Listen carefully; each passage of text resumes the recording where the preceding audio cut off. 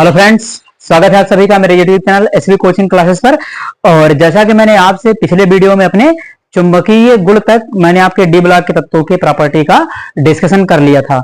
उसके बाद आज का जो हमारा टॉपिक रहेगा वो अगले जो बचे हुए गुण हैं, हमारी कुछ प्रॉपर्टी बच गई थी, उनका डिस्कशन मुझे आपसे करना है। तो यहां पर देखिएगा, सबसे पहली आज की प्रॉपर्टी क्या है, वो है उत्प्रेरक गुण यानी कैटालिटिक प्रॉपर्टी।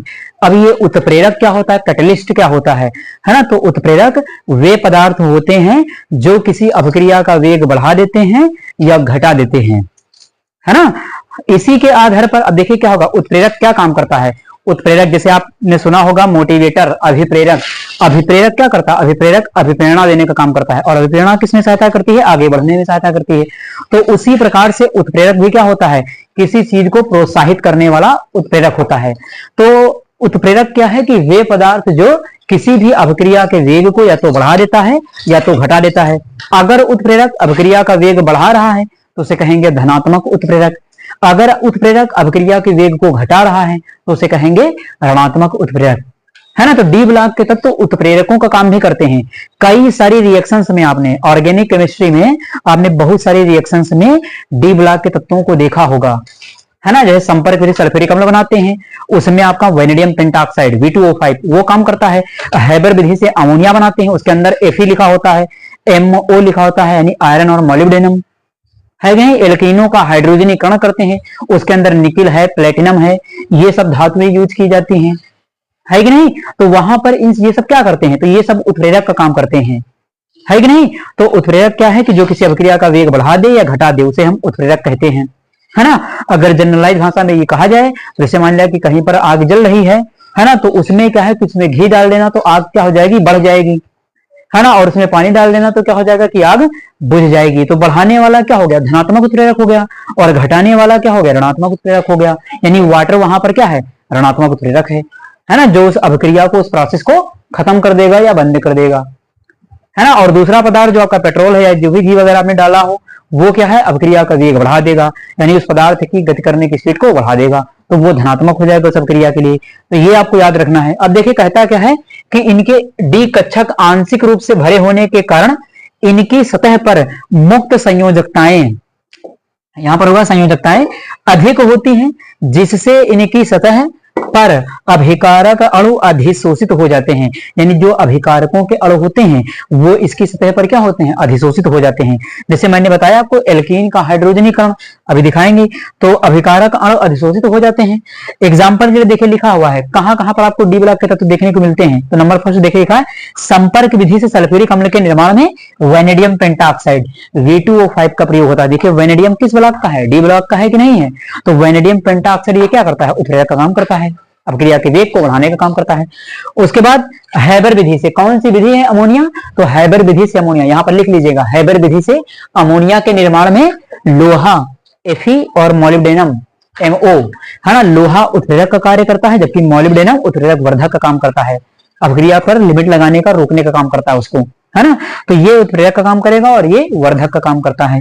उसके बाद एल्कीनों का हाइड्रोजनीकरण में प्लेटिनम, यानी एल्कीनों का जब हाइड्रोजनीकरण करते हैं तो वहां पर प्लेटिनम है या निकल का उपयोग किया जाता है। तो वहां पर आपको क्या है, डी ब्लॉक के तत्व देखने को मिल जाते हैं, है कि नहीं।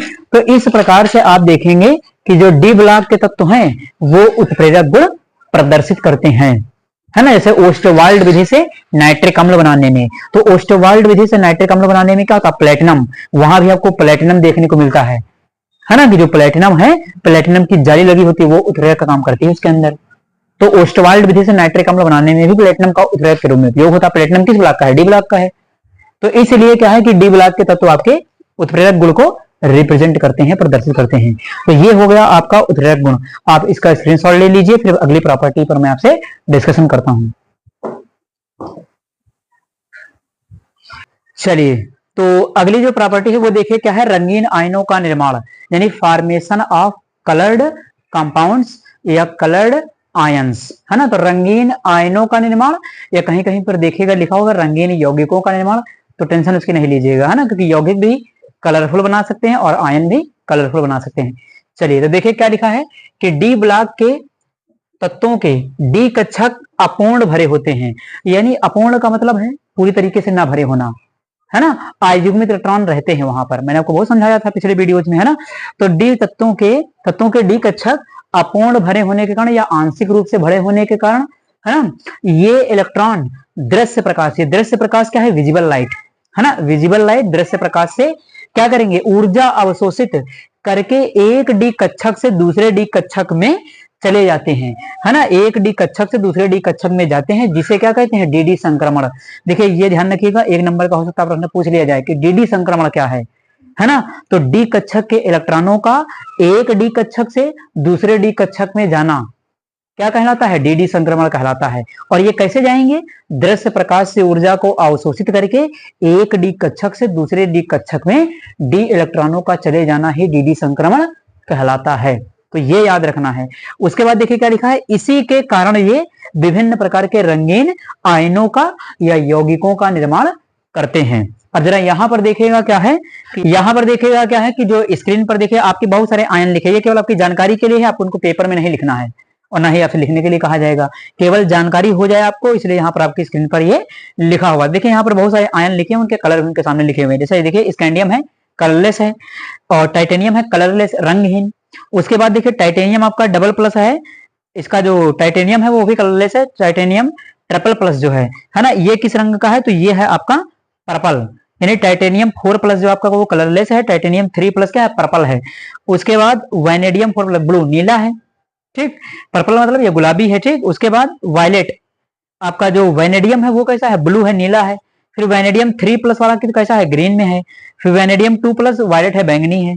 उसके बाद देख रहे हैं क्रोमियम ट्रिपल प्लस, ये भी क्या है, वायलेट है, बैंगनी है। तो यहाँ पर बहुत सारे कलर आप देख सकते हैं लिखा हुआ है। तो इनकी जानकारी केवल आपको जानकारी रखना है, ना आपसे कोई पूछेगा ना ही आपको इनको लिखना है, केवल आपको थोड़ा सा ज्यादा समझ में आ जाए इसलिए मैंने इसको दिखा दिया है। तो आप क्या है कि इन सभी का कलर देख सकते हैं, यहाँ पर आयनों का अलग अलग रंग आपको दिखाई देगा इसके अंदर, है कि नहीं। तो आप इसका स्क्रीनशॉट ले लीजिए। फिर डीडी संक्रमण क्या होता है उसका छोटा सा डिस्कशन मैं आपको समझा देता हूं।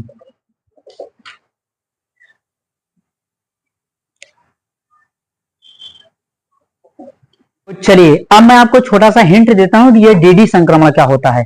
देखिए डी में क्या है कि मान लिया यहां पर हमने इलेक्ट्रॉन भर दिया, कुछ भी मान लिया 5 इलेक्ट्रॉन भर दिया, 3 2 5, डी में 5 इलेक्ट्रॉन भर दिया। अब यहां पर क्या है कि इसमें से कुछ इलेक्ट्रॉन आपके यहां भरे जाएंगे। तो देखिए 3 नीचे बना हुआ है, 1 2 3, कितने भरना है, 5 भरना है। तो 3 2 5 है, 3 4 5। तो यहां पर इलेक्ट्रॉन है, डी कक्षक के अंदर 2 सेट होते हैं। कौन कौन से, एक सेट होता है 3 सेटों का, उसको कहते हैं T2G सेट, T2G सेट। और 2 कक्षक अलग होते हैं, उसको कहते हैं EG सेट। यानी डी कक्षक जो इसमें 2 सेट होते हैं, कौन कौन से, T2G सेट और EG सेट।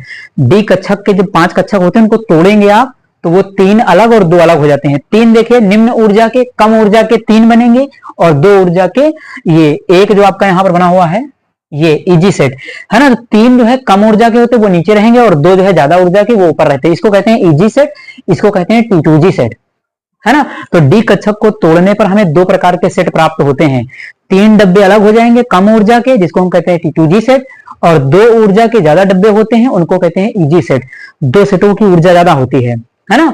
तो यहां पर आपको मिल जाएंगे EG सेट और ये मिल जाएगा T2G सेट। अगर इसका नाम भी देखना चाहे तो इसको हम कहते हैं DXY, है ना, DXY, DYX और DZX, है ना। DXY, DYX और DZX इनको नाम दे दिया जाता है। यहां पर लिखेंगे DXY, DYZ, DZX, ठीक। और ये है DX square minus Y square और DZ स्क्वायर, ठीक। चलिए अब यहां पर देखिएगा इन सेटों के भी 2 अलग अलग नाम भी होते हैं। देखिए यहां पर T2G लिखा, T2G में कौन कौन, DXY, DYZ, DZX, है ना। ये 3 याद रखिएगा, हो सकता है एग्जाम में आपसे एग्जाम में पूछ ले प्रैक्टिकल में, या हो सकता है एग्जाम में पूछ लिया जाए कि कौन सा T2G सेट का भाग है, कौन सा EG सेट का भाग है। तो T2G में कौन कौन से डब्बे आते हैं डी ऑर्बिटल के, DXY, DYZ, DZX, DX square minus Y square, DZ square, ये किसमें दोनों आते हैं, EG सेट में। अब देखिए यहां से इस इलेक्ट्रॉन को अगर यहां से यहां ऊपर की ओर जाना है तो इसे क्या करना पड़ेगा, ऊर्जा को अवशोषित करना पड़ेगा। ये ऊर्जा कहां से लेगा, दृश्य प्रकाश से, विजिबल लाइट से, है ना, जो सूर्य का प्रकाश आता है वहां से। तो ये ऊर्जा अवशोषित करेंगे दृश्य प्रकाश से, विजिबल लाइट से, और ऊर्जा को अवशोषित करके यहां से कहां भाग जाएंगे, ऊपर की ओर। तो मान लिया 2 इलेक्ट्रॉन यहां से यहां चले गए, है ना, 2 इलेक्ट्रॉन यहां से निकल करके यहां पर चले गए इस जगह पर। तो इलेक्ट्रॉन का एक डी क्षेत्र से दूसरे डी क्षेत्र में, है ना, दृश्य प्रकाश को अवशोषित करके एक डी क्षेत्र से दूसरे डी क्षेत्र में जाना है, क्या कहलाता है? डी संक्रमण कहलाता है। ठीक, तो केवल समझाने के लिए मैंने आपको ये बता दिया कि इसमें प्रोसेस ऐसे होती है। यहाँ के डी कक्षक के इलेक्ट्रॉन ऊपर वाले डी कक्षक में चले जाते हैं, या फिर ऊपर वाले डी कक्षक से इलेक्ट्रॉन नीचे वाले डी कक्षक में आ जाते हैं। भाई जब ऊपर से नीचे आएगा तो ऊर्जा को उत्सर्जित करेगा, और नीचे से ऊपर की ओर जाएगा तो ऊर्जा को अवशोषित करेगा। भाई नीचे से ऊपर जाने के लिए क्या चाहिए? ऊर्जा को अवशोषित करना पड़ेगा, ग्रहण करना पड़ेगा, और ऊपर से नीचे आने के लिए क्या करना पड़ेगा? उत्सर्जित करना पड़ेगा, उत्सर्जित करना पड़ेगा, है कि नहीं? तो यहां पर जस्ट क्या है, ये डी संक्रमण हो जाता है। तो इस प्रकार से ये हो गया। अगर आप इसका स्क्रीनशॉट लेना चाहें तो ले लीजिए, अन्यथा मैं आपसे अगली प्रॉपर्टी पर डिस्कशन करता हूं। तो लास्ट प्रॉपर्टी जो आपकी है, फॉर्मेशन ऑफ इंटरस्टेशियल कंपाउंड, यानी अंतराकाशी यौगिकों का निर्माण। तो डी ब्लॉक के तत्व तो अंतराकाशी यौगिकों का निर्माण भी करते हैं। अब ये अंतराकाशी यौगिक क्या होता है ना? तो देखिए सामने लिखी हुई डेफिनेशन क्या है कि जब छोटे छोटे परमाणु जैसे बोरान, कार्बन, नाइट्रोजन, ऑक्सीजन, है ना, बोरान, कार्बन, नाइट्रोजन, ऑक्सीजन, छोटे छोटे परमाणु, है ना, संक्रमण धातुओं के क्रिस्टल जालक के अंतराकाशी स्थानों में भर जाते हैं, तो इस प्रकार प्राप्त यौगिक अंतराकाशी यौगिक कहलाते हैं। अब ये अंतराकाशी क्या है, कहां पर आपको देखने को मिलेगा, है ना? तो जैसे मान लिया यहां पर मैं जनरलाइज एग्जांपल आपको बता देता हूं, सामान्य उदाहरण एक डब्बे का, है ना। देखिए यहां पर क्या है कि जैसे यहां पर एक डब्बा आपके सामने बना हुआ है ना। अब इसमें क्या है कि मान लीजिए लड्डू जैसे रखे हुए हैं, यहां पर एक ये हो गया, ये हो गया, और ये है, ये हो गया और ये हो गया। तो यहां पर देखिएगा कि जैसे एक डब्बे में इस तरीके से, चाहे बॉल मान लीजिए या लड्डू मान लीजिए, कुछ भी मान लीजिए, तो एक डब्बे मान लीजिए जैसे लड्डू रखे हुए हैं यहाँ पर या बॉल रखे हुए हैं, तो इनके बीच में जो स्थान है, आप इस स्थान को देख पा रहे होंगे कि यहाँ पर जो स्थान है, ये स्थान है ना, ये स्थान जहां पर मैंने पॉइंट बनाया है, बीच बीच में देखिए यहाँ पर जगह, आप किसी भी तरीके से लड्डू को अरेंज कर लीजिए डब्बे के अंदर, इस स्थान को आप कभी भी नहीं भर पाएंगे, ये स्थान कभी भी फिल नहीं होगा, है कि नहीं? इस स्थान को आप कभी नहीं फिल कर सकते हैं, ये स्थान कभी भी नहीं फिल होगा, चाहे जैसे इसको अरेंज कर लीजिए, ये जगह हमेशा खाली रहेगी। तो इसी जगह को स्पेशल नाम दिया जाता है अंतराकाशी स्थान, इसको कहते हैं अंतराकाशी, अंतराकाशी स्थान, है ना, अंतराकाशी स्थान। यानी डब्बे में लड्डू लगाने के बाद उसके बीच बीच में जो स्थान बचा रह जाता है, जैसे देखिए यहाँ पर बना हुआ है, यह वाली जगह है ना, ये वाली जगह, ये और यहाँ पर ये सब, जहां पर मैंने छोटे पॉइंट बनाए हैं, वही पॉइंट पर जो आपकी जगह बची हुई है, उसी को कहते हैं अंतराकाशी स्थान। तो क्रिस्टल जालक जो डी ब्लॉक के तत्वों की धातुएं होती हैं, उनको जो क्रिस्टल जालक होते हैं, है ना, जैसे मान लिया कि यहाँ पर ये लोहे के परमाणु होते हैं, अब आयरन के परमाणु मान लेते हैं, है कि नहीं, यहाँ पर गोल रखे हुए हैं परमाणु ऐसे, है ना, तो उसमें क्या होगा, बीच बीच में जगह होती है, उन्हें कहते हैं अंतराकाशी स्थान। तो अब यहाँ पर क्या है, इस स्थान को आपसे भरने के लिए कहा जाए तो आप कैसे भरेंगे, तो आप उस लड्डू के डब्बे के अंदर, है ना, आप कुछ और मिला सकते हैं, है ना, किशमिश वगैरह डाल सकते हैं, जिससे क्या होगा कि वो स्थान यहाँ का फिल हो जाएगा। तो यहाँ पर क्या है, जो छोटे छोटे परमाणु है, जैसे बोरान है, कार्बन है, नाइट्रोजन है, ऑक्सीजन है, तो यहाँ पर क्या करेंगे कि इन परमाणुओं को उठा करके डाल देंगे, फिट कर देंगे यहाँ पर, इन जगहों पर, इन स्थानों पर, तो उनके द्वारा क्या होगा यहाँ पर, तो ये बने हुए यौगिक क्या कहलाएंगे, अंतराकाशी यौगिक। यही देखिए डेफिनेशन कह रही थी, जब छोटे छोटे परमाणु जैसे बोरान, कार्बन, नाइट्रोजन, ऑक्सीजन आदि संक्रमण धातुओं के क्रिस्टल जालक के अंतराकाशी स्थान, अंतराकाशी स्थान कौन सा होता है, देखिए बीच बीच में जो जगह छुटी हुई होती है उसे कहते हैं, है ना, अंतराकाशी स्थानों में भर जाते हैं, तो इस प्रकार प्राप्त यौगिक अंतराकाशी यौगिक कहलाते हैं। समझ में आया?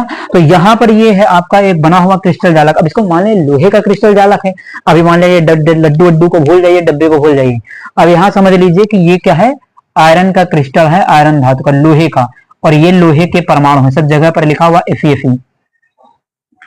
ये मान लिया कि यहां पर हमारा क्या है, लिखा हुआ है लोहा, Fe,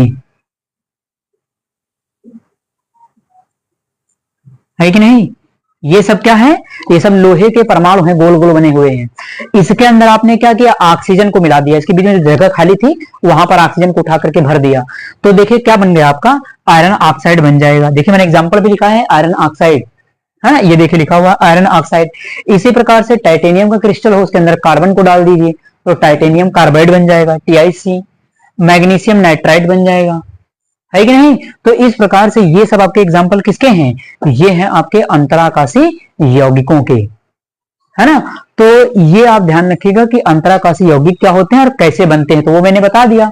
अंतराकाशी स्थान क्या होता है, जो जगह खाली बच जाए लड्डू वगैरह को लगाने पर या बॉल वगैरह को डब्बे में लगाने पर, है ना, उसे अंतराकाशी स्थान कहेंगे, और यहाँ पर बनने वाले यौगिक अंतराकाशी यौगिक कहलाएंगे।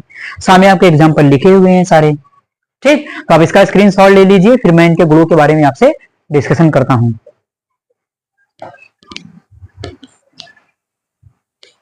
चलिए, तो यहां पर देखिएगा आगे क्या है कि अंतराकाशी यौगिकों के गुण यानी properties of industrial compound.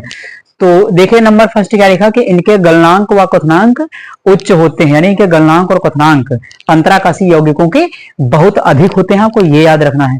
Second number देखिए क्या कहता है कि ये अत्यधिक कठोर होते हैं, यानी ये क्या होते हैं, वेरी हार्ड होते, बहुत ही कठोर होते हैं, ये आपको ध्यान रखना है। थर्ड देखिए क्या कहता है कि इनमें धात्विक चालकता पाई जाती है। अब देखिए ये मेटल से बने हुए थे, धातुओं से, तो धातुओं के अंदर धात्विक चालकता पाई जाएगी, तो इनके अंदर धात्विक चालकता भी पाई जाती है। उसके बाद देखिए कहता है कि ये रासायनिक रूप से निष्क्रिय होते हैं, यानी केमिकली अनरिएक्टिव, नॉन रिएक्टिव होते हैं ये, है ना। तो रासायनिक रूप से ये निष्क्रिय होते हैं, निष्क्रिय का मतलब जो क्रिया ना करता हो, अभिक्रिया ना करता हो, है ना। उसके बाद देखिएगा ये आरस समीकरण मिति होते हैं। ये आरस समीकरण मिति क्या होता है, तो रस समीकरण मिति का होता मतलब पूर्णांक संख्या में।